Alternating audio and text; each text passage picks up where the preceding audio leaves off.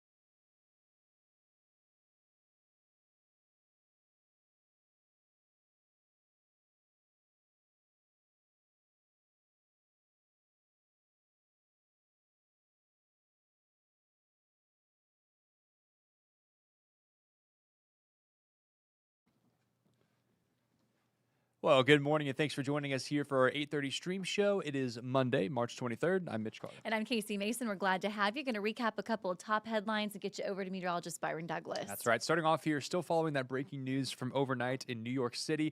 Right now, authorities say the pilot and co-pilot of an Air Canada jet are dead after the plane hit a fire truck. We know it all happened just before midnight last night at LaGuardia Airport. Have some video here on your screen showcasing that. Officials saying they know at least 41 people on the plane were taken to the hospital, but 32 of them have already been released.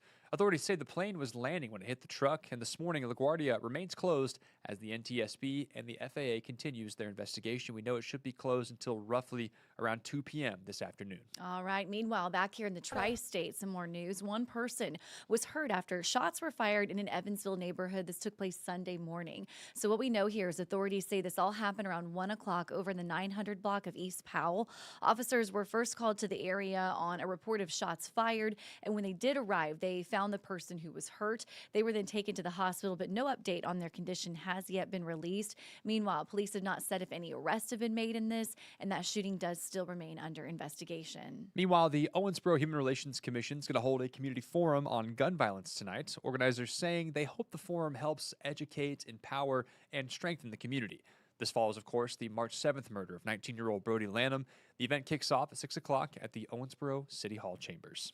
Meanwhile, the Tri-State Food Bank is adding a food distribution day this month over in Albion, Illinois. Now, as we've previously reported here, that's where that Champion Labs area facility there closed last month, leaving hundreds of people without jobs.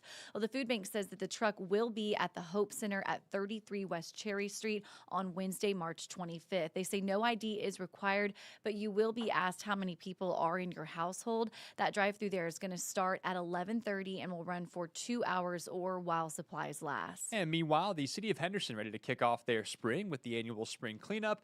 Phase 1 kicked off this morning at 7 o'clock, and that's for those who are south of 2nd Street. Officials say large items like tree limbs, broken furniture, and general yard debris will be picked up for you at no charge. However, important note, items like tires, batteries, oil, and other hazardous items, they will not be collected. Officials say after Phase 1, Phase 2 kicks off in a month on Monday, April 20th, and that'll be for those who sit north of 2nd Street. All right, you guys, we're going to now get you on over to meteorologist Byron Douglas with a look at a brand new week for us here. Stand by. He is coming up next. Thanks for joining us. And have a great day. We'll see you. On your local news and weather throughout the day by watching the 14 First Alert streaming shows. At 8:30 a.m., get your First Alert forecast to plan the day ahead and catch up on the news that happened overnight with the 14 News Sunrise team. In the afternoon, get the latest headlines, forecasts, and a preview of the stories we're working on with the 14 First Alert streaming show at 2:30. And get an in-depth look at the 14 First Alert forecast so you're ready for the next big thing with the 14 First Alert weather show at 9 p.m.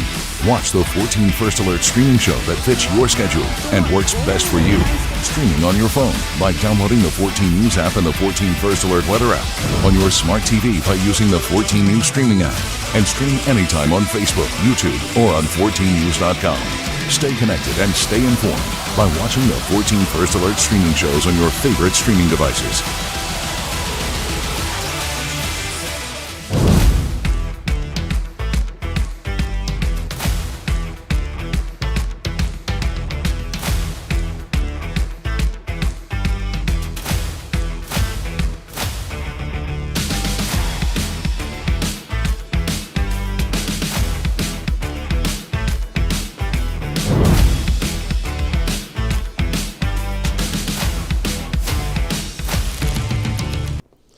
All right, good Monday morning. I'm meteorologist Byron Douglas. Hope everyone enjoyed the super weather we had over the weekend. We're going to go back and do a little review.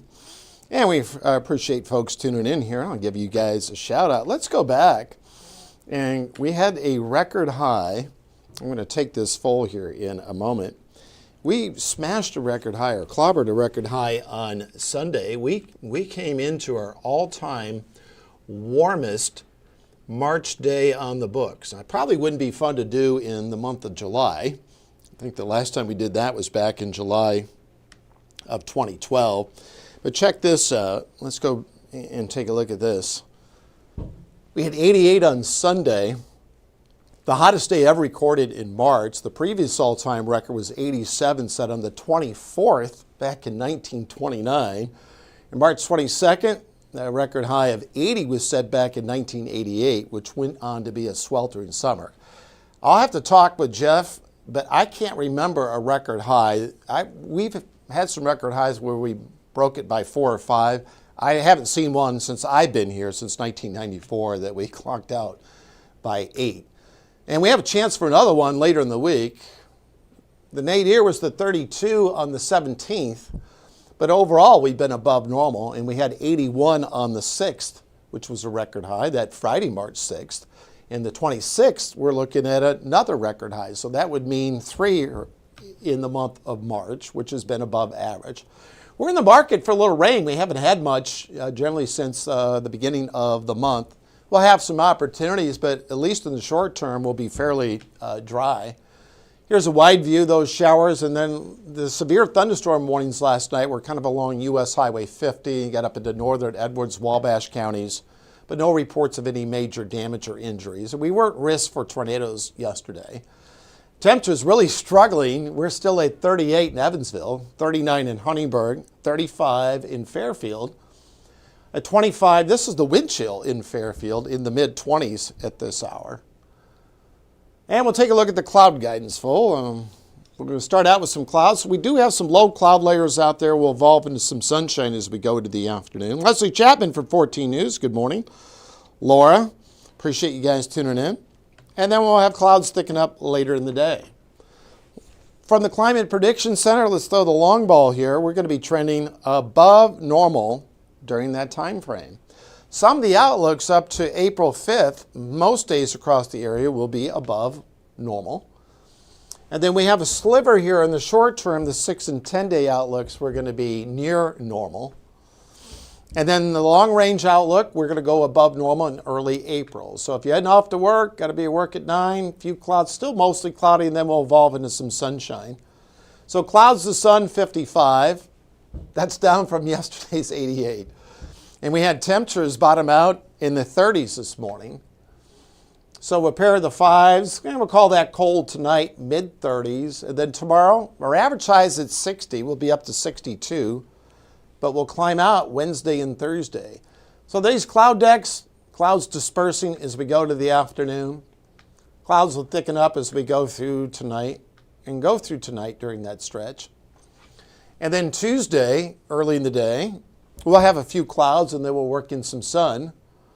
So we stay dry. So just the arrows are, wind direction is changing during that stretch. And as we go through Wednesday, a nice day, will be breezy at times, pretty typical for this time of the year. And let's go into Thursday night. A cold front's going to organize. So we might have some alert time late Thursday night into Friday, a little early yet. But a front's going to cycle through Friday during the morning. And you see a little snow with it up to the north. We're not forecasting any snow or anything like that. And then it's a ways away, but the weekend looks fairly quiet as we go into Saturday and Sunday. So we'll fill in the 7-day forecast. We'll do that now.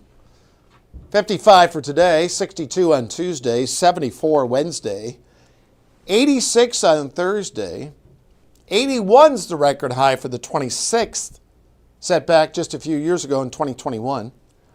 Storms on Friday, the best setup would be during the morning. So a possible alert day, we're holding off for now. 57 Saturday, and then a 68 on Sunday. So that's the latest. Hope everyone, Laura, watching down in Dawson Springs, we appreciate you. I see Skylar on there. And of course, Leslie Chapman from 14 News. I mean, this doesn't really look like a March 7 day, well above average. And of course, we had those summer-like temperatures on Sunday. Enjoy your Monday. We'll have more soon.